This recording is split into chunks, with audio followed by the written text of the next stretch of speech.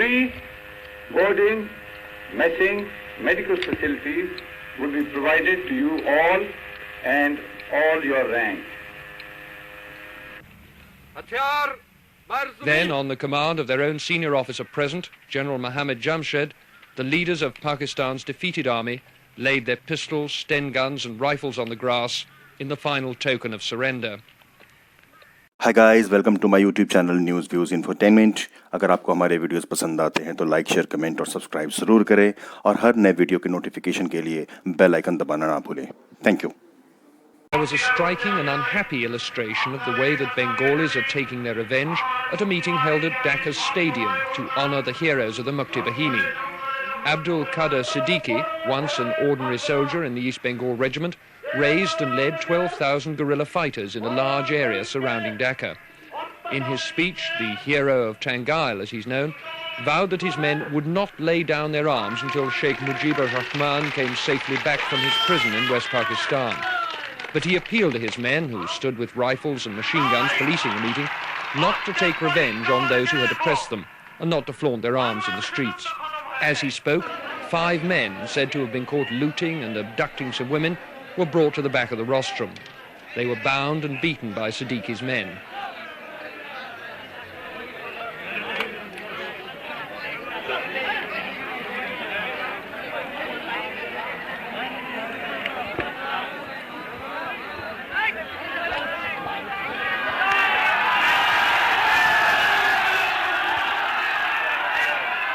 They clung desperately to an officer whom he had asked to put a stop to the violence.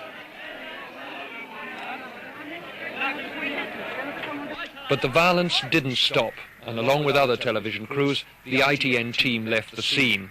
Moments later, General Siddiqui himself, who had earlier urged restraint on the crowd and promised the prisoners a fair trial, himself took a rifle and helped bayonet them to death, firing a bullet to finish off one man.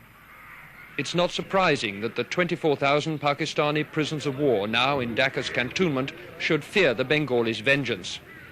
That's why, until now, they've been allowed to keep their weapons. The Indian Army was not certain it could protect them.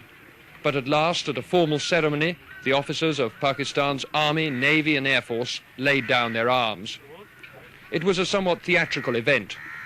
General Gandhav Nagra assured the officers that they would be treated with the utmost correctness according to the Geneva Convention. We shall provide all protection and safety. No measures of reprisals would be taken.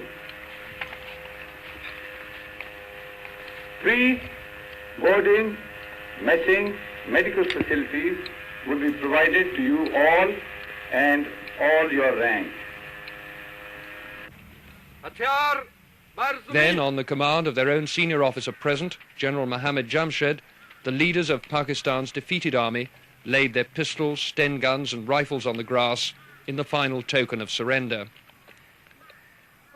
I asked the Pakistani Chief of Staff, Brigadier Baghir Siddiqui, what he'd felt about the ceremony.